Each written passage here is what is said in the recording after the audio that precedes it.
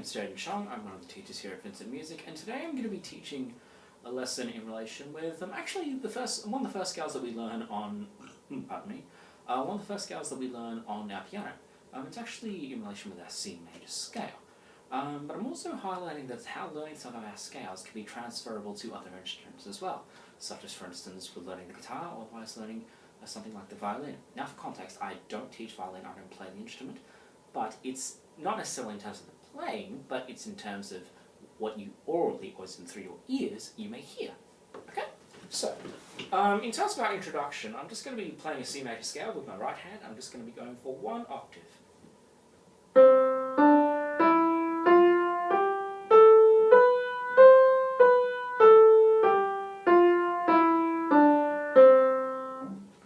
Now, in relation with that particular scale just now, you might have noticed that the way that I played those notes, I made it so that it was legato and clear. So when I mean legato, for those who aren't familiar with the term, legato is the Italian word for smoothly. So playing it, I like to use the comparison, it's smooth like butter. Or otherwise, whatever type of jam you use to toast your bread if you have bread. Just anything that's really smooth, really.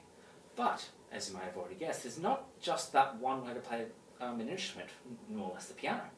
There are plenty of ways to play an instrument. For instance, if I repeat the same scale again, but with something different this time, I'll tell you what it is in just a sec, but I'm not going to spoil the surprise.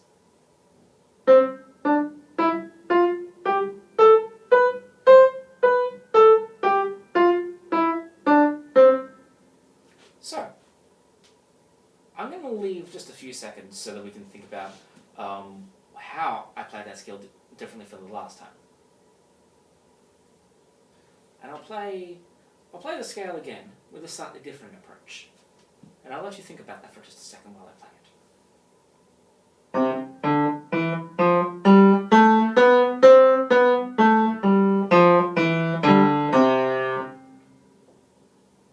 Alright, so, in reference with how I played the scale the first time differently, I played it in what's called staccato, or very detached.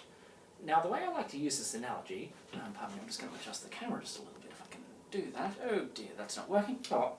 So, with the way that I played it just first before, I played a staccato, very detached. The analogy that I really like to use is basically if I were playing with a very hot potato. Sometimes, and it doesn't necessarily have to be playing loudly as well, you can play very softly too. For instance, if I repeat it in a staccato or detached, I can play it quietly too.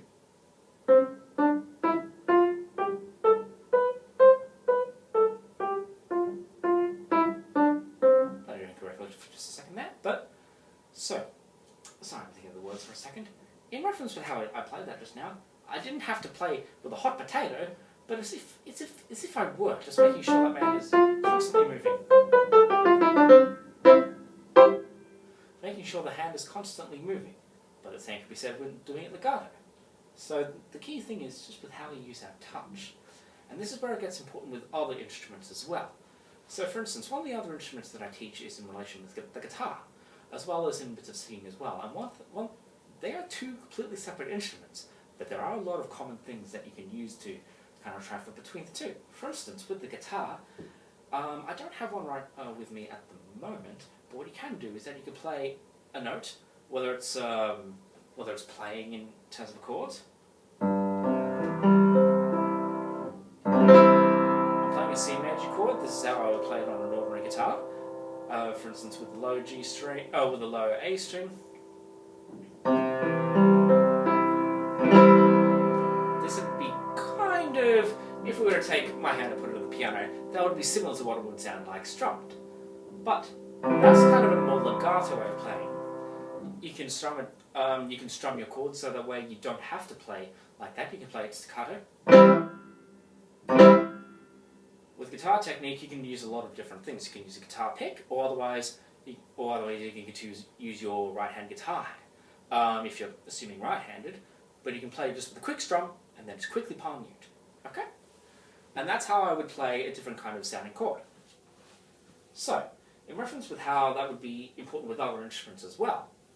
Now, as said, I'm not a violin teacher, and I couldn't even really begin to tell you how to play the instrument properly. But what I can tell you is that when using the bow, you can have a variety of different motions. You can have like do not use this as a result for technique, but with everything relaxed, you make sure that you use your bow hand, usually your right hand in this case, and you would play with your bow, and you would use that direct action to consequently make the sound different. So for instance, I'm using my skills on the guitar just to kind of show you this. If I were a violin player, for instance, I would be using my bow and my fingers at the same time, just to kind of imitate the sound. If I were to go for more of a legato sound, whether it's loud or whether it's soft, I would be using the bow hand in a more kind of up and down motion. But if I were to be using something for a much more staccato, I'd be much more of a jagged motion. Obviously, do not use this in terms of a technique, because I'm not a violin teacher. But it's the difference with what you do with your hands, whether it's just trying to think of using your hands like a hot potato, or otherwise you're trying to run from a really, really, really kind of fast little thing. And you're trying to run, you're trying to make it quick. So, sorry, I'm just trying to think of the words here. So, how would we apply this to any other scale, or any other thing that you might learn on your particular instrument? Now, in relation to the piano, this can be applied with any of the scales. For instance, if I were to do something more complex, such as an F sharp major scale, or otherwise G flat, depending on the context,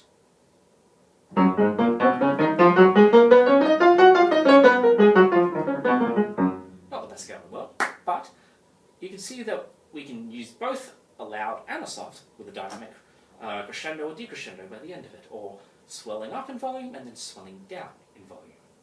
So if I do something very quiet, legato,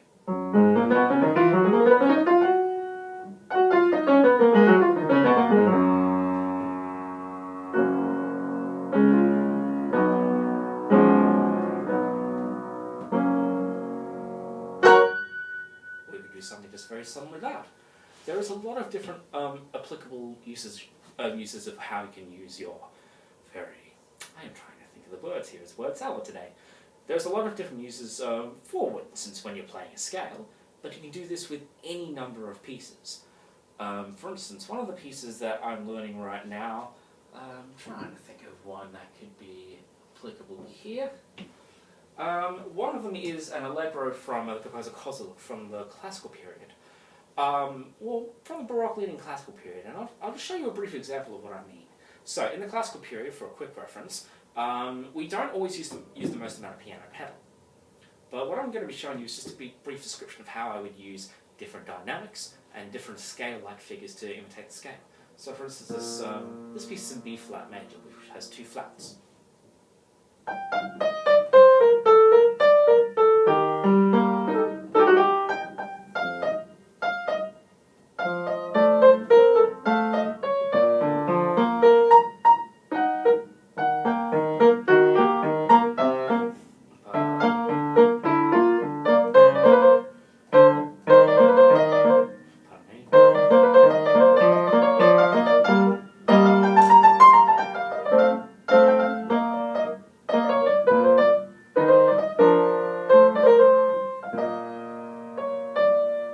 Say that was not my most impressive bit of playing because it's been a while since I played that one.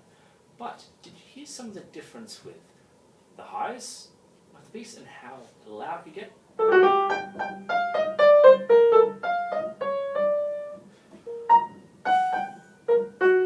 And how playful one can be with some of the dynamics and the extensions there? This is where our dynamics and our articulation become really, really useful for how we would play any instrument. Whether it's using the voice, whether it's speaking very softly, and then speaking very loudly. And the same would go for any kind of number of scales on the piano, guitar, any other instrument. Those are some of the things that can be transferable across different instruments.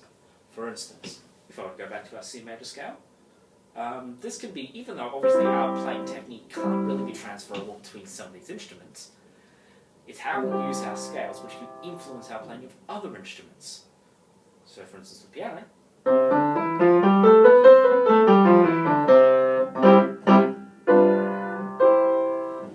I would use different scales like that, but I would also, in terms of the guitar, I would use C major scale, play it softly, play it loudly. Obviously, we don't have, in terms of the guitar, we can't go through multiple octaves and play with two hands and play more than, say, 6 notes at a time. that's not possible on that instrument unless there's more multiple strings. But what you can do is use some of those different dynamic contours. The ups and the downs, the slightly softer or the slightly more kind of detached. You can use your legato, loud, soft, staccato, loud, soft. You can use any of those different combinations, and you can emphasize notes such as accents as well. Okay? That about wraps it up, but I hope you found this informative, and I hope you have a lovely day, okay? Take care.